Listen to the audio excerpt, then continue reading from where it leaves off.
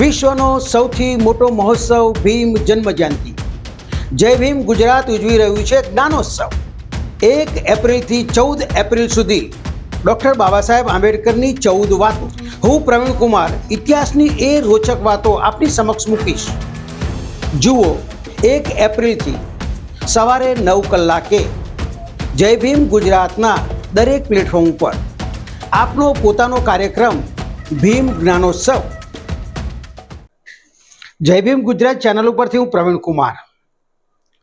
સાથીઓ, જય ભીમ ગુજરાત ચેનલ ભીમ જ્ઞાનોત્સવ 1 એપ્રિલથી 14 એપ્રિલ દરમિયાન ઉજવી રહ્યું છે। ડૉક્ટર બાબા સાહેબ આંબેડકરના એમના જીવનકાળ દરમિયાનમાં એમણે લખેલા પુસ્તકો, પત્રકારત્વની દિશામાં એક એડવોકેટ તરીકે, એક સામાજિક કાર્યકર તરીકે, સંવિધાન સભાના અધ્યક્ષ તરીકે વિવિધ રીતે બાબા સાહેબ આંબેડકરે એમના જીવનની અંદર કાર્યો કર્યા। આજે હું આપને એ વાત બતાવવા માટે જઈ રહ્યો છું કે ડૉક્ટર બાબા સાહેબ આંબેડકર એક પત્રકાર તરીકે, સાથીઓ, ડૉક્ટર બાબા સાહેબ આંબેડકર આ સમાજને ઘણું બધું આપીને ગયા છે અને ઘણું બધું શીખવીને ગયા છે અને ઘણું બધું કહેવું છે, કરીને ગયા છે કે તમે મારા રસ્તે ચાલજો। તો ડૉક્ટર બાબા સાહેબ આંબેડકર એવું ઈચ્છતા હતા કે જો તમારે ભારતના ઇતિહાસમાં સફળ થવું હોય તો બહુજનોએ એમનું પોતાનું મીડિયાનો વ્યાપ વધારવો પડશે, પોતાનું મીડિયા બનાવવું પડશે। તો ડૉક્ટર બાબા સાહેબ આંબેડકરે આ દિશામાં પણ કામ કર્યું અને ભારતની અંદર બહુજનોનું એક આગવું મીડિયા ઊભું થાય એવી દિશામાં એમણે કામ કર્યું। સાથીઓ, 31મી જાન્યુઆરી 1920ના દિવસે ડૉક્ટર બાબા સાહેબ આંબેડકરે આ દેશની અંદર મૂક નાયક નામનું એક મરાઠી સાપ્તાહિક શરૂ કર્યું। જ્યારે દેશની અંદર મીડિયા બહુજનો પાસે કોઈ જાણકારી નહોતી ત્યારે ડૉક્ટર બાબા સાહેબ આંબેડકરે મૂક નાયક એ પોતે એમણે એક મરાઠી ભાષામાં સાપ્તાહિક શરૂ કર્યું અને એના પ્રથમ તંત્રી તરીકે વરાડના મહાયુવાન પાંડુરંગ નંદરામ ભટકરને બનાવ્યા। સાથીઓ, આ મૂકનાયકના માધ્યમથી ડૉક્ટર બાબા સાહેબ આંબેડકરે બહુજનોને ઘરે ઘરે એમણે જે કામ કરતા હતા, એ જે આંદોલન ચલાવતા હતા, એ સામાજિક ચેતના લાવવા માટે આ મેગેઝિન ખૂબ અગત્યનો ભાગ ભજવ્યો। એનું એક એક્ઝામ્પલ તમને આપવા માગું છું કે ડૉક્ટર બાબા સાહેબ આંબેડકર આ જે મૂક નાયક નામનું મેગેઝિન ચલાવતા હતા તો મુંબઈની અંદર સૌરાષ્ટ્રના અમરેલીના વતની ગુરુજી જીટી પરમાર સાહેબ, ગોવિંદભાઈ ટાભાભાઈ પરમાર, એ ડૉક્ટર બાબા સાહેબ આંબેડકરના એકદમ નજીકના સહયોગી હતા અને જ્યારે ડૉક્ટર બાબા સાહેબ આંબેડકરે મહાડ સત્યાગ્રહ કર્યો 1927માં, ત્યારે આ 10મી નવેમ્બર 1927ના દિવસે થોભણજી વિઠાભાઈ લેઉવાની અધ્યક્ષતામાં એક મહાડ સત્યાગ્રહના બાબતે એમણે આ મરાઠી જે પ્રાક્ષિક હતું એની અંદર એમણે એક લેખ લખેલો અને એના થકી લોકોમાં ખૂબ મોટી જનજાગૃતિ લાવવાનું ડૉક્ટર બાબા સાહેબ આંબેડકરે કામ કર્યું। સાથે સાથે એમણે બીજું એક મેગેઝિન શરૂ કર્યું, બહિષ્કૃત ભારત। સાથીઓ, બહિષ્કૃત ભારત 3 એપ્રિલ 1927ના દિવસે શરૂ કર્યું।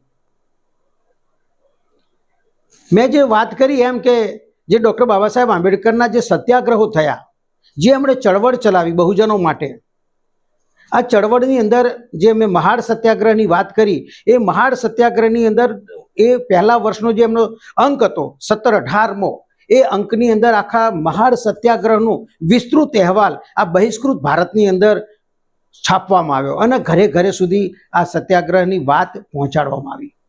મિત્રો, જ્યારે ડૉક્ટર બાબા સાહેબ આંબેડકરે 31મી જાન્યુઆરી 1920ના દિવસે પહેલું મેગેઝિન બહાર પાડ્યું મૂકનાયક, ત્યારે એમણે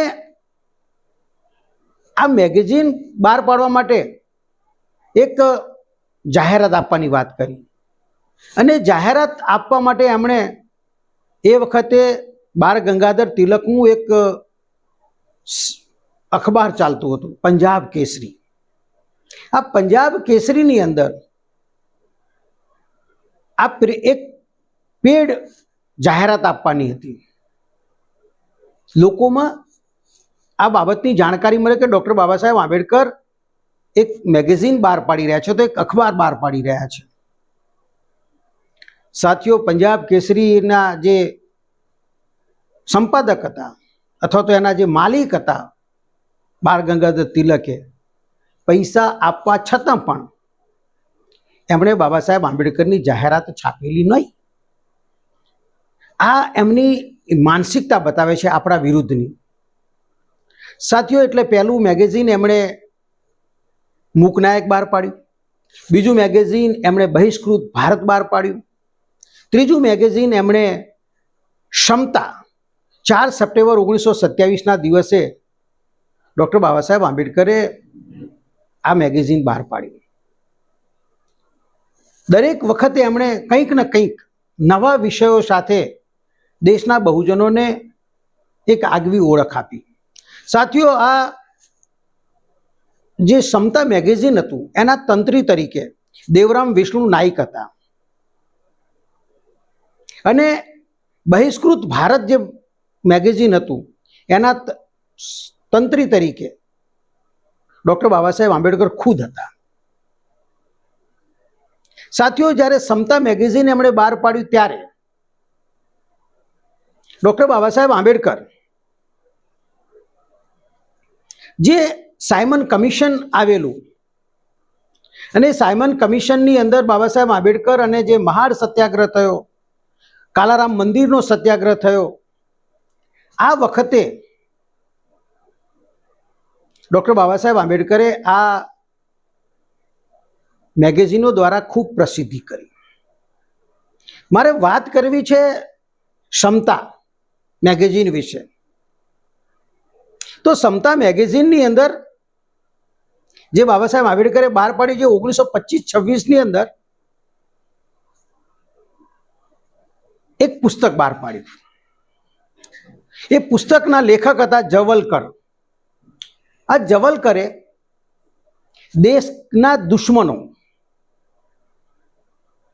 એ પુસ્તક પ્રકાશિત કર્યું, અને એની અંદર લોકમાન્ય તિલક અને વિષ્ણુ શાસ્ત્રી ચિપળૂણકરને દેશના દુશ્મનો તરીકે બતાવવામાં આવ્યા.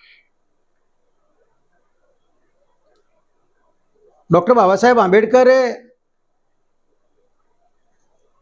આ વાત સાંભળેલી, પણ આ જે પુસ્તક બહાર પાડ્યું એના વિરુદ્ધમાં, એટલે કે જવલકર જે લેખક હતા પુસ્તકના, એના વિરુદ્ધમાં માનહાનિનો કેસ કરવામાં આવેલો.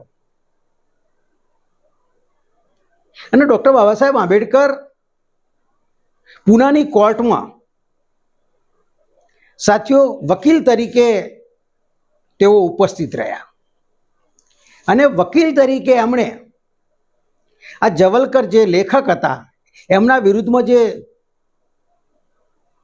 બાળ ગંગાધર તિલક અને વિષ્ણુ ચિપળૂણકર જે હતા, એમના સગાઓએ અથવા તો એમના રિશ્તેદારોએ જે જવલકરની વિરુદ્ધમાં જે માનહાનિનો દાવો કર્યો હતો, એની અંદર ડૉક્ટર બાબા સાહેબ આંબેડકર ઉપસ્થિત રહ્યા, અને એ કેસ ડૉક્ટર બાબા સાહેબ આંબેડકર જીતી ગયા.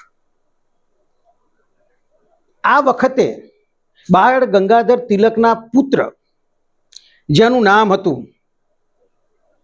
સાથીઓ, એ સમતા સૈનિક, જે બાબા સાહેબ આંબેડકરનું સમાજ સમતા સંઘ હતું, એ સમાજ સમતા સંઘની અંદર શ્રીધર પંથ તિલક, જે બાળ ગંગાધર તિલકના મોટા પુત્ર હતા, શ્રીધર પાલ તિલક, એ આ જે પુસ્તકના જે જવલકરની અંદર જે બાબા સાહેબ આંબેડકરનો વિજય થયો એનાથી બાબા સાહેબનાથી ખૂબ પ્રભાવિત થયા અને પ્રભાવિત થઈ અને એમણે બાબા સાહેબ સાથે કામ કરવાનું નક્કી કર્યું. અને બાબા સાહેબ આંબેડકરે એક સંઘ બનાવ્યો, સમાજ સમતા સંઘ, અને એના પ્રમુખ બનાવવામાં આવ્યા. પરંતુ આ શ્રીધરપાલ પંત જે તિલક જે બાબા સાહેબની સાથે કામ કરતા હતા એમના સવર્ણ હિન્દુઓએ કામ ન કરવા દીધા અને તેઓ ખૂબ ત્રાસી ગયા. અને છેલ્લે બાબા સાહેબને એમણે વાત કરવાનો એક લેટર લખ્યો, પત્ર લખ્યો કે હું જે કામ કરું છું સમાજ સમતા સંઘની અંદર એમાં મને સવર્ણ હિન્દુઓ કામ કરવા દેતા નથી. એ પોતે બ્રાહ્મણ હતા, બાલ ગંગાધર તિલકના પુત્ર હતા, તેમ છતાં એમની સાથે આ લોકો આવો વ્યવહાર કરતા હતા. એટલે આ શ્રીધર પંથ તિલકે આખરે કંટાળી અને આત્મહત્યા કરી લીધી.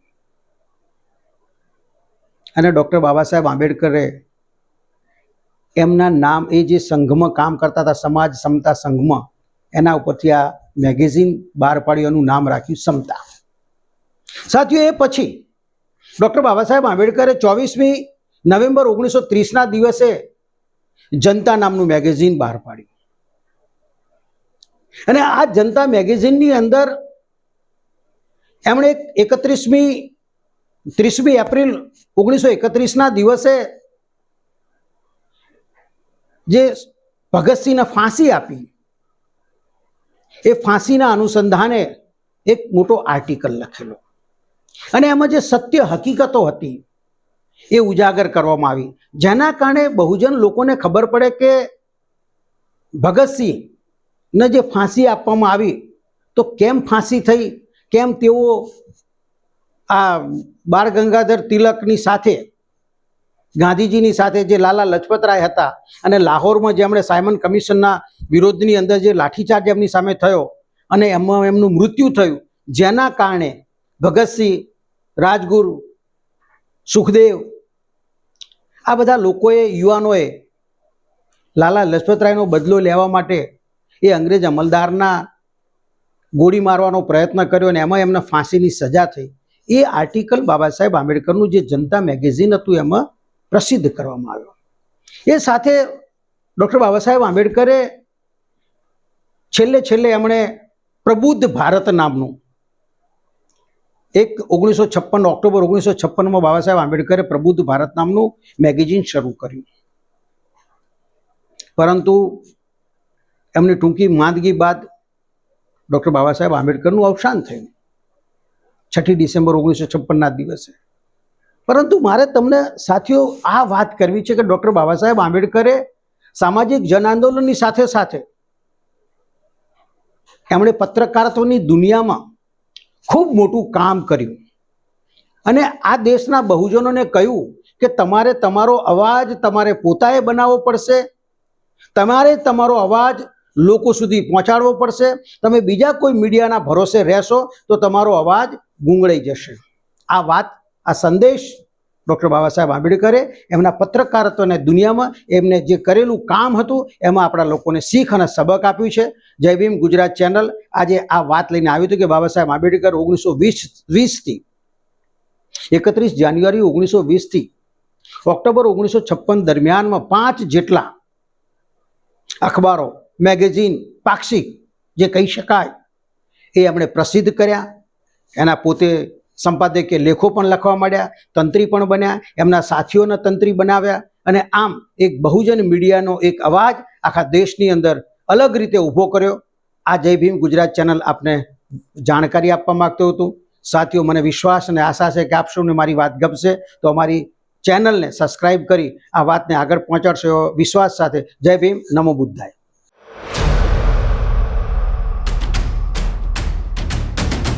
વિશ્વનો સૌથી મોટો મહોત્સવ ભીમ જન્મ જયંતિ જય ભીમ ગુજરાત ઉજવી રહ્યું છે જ્ઞાનોત્સવ. 1 એપ્રિલથી 14 એપ્રિલ સુધી ડૉક્ટર બાબા સાહેબ આંબેડકરની 14 વાતો. હું પ્રવીણ કુમાર ઇતિહાસની એ રોચક વાતો આપની સમક્ષ મૂકીશ. જુઓ 1 એપ્રિલથી સવારે 9 કલાકે જય ભીમ ગુજરાતના દરેક પ્લેટફોર્મ પર આપનો પોતાનો કાર્યક્રમ ભીમ જ્ઞાનોત્સવ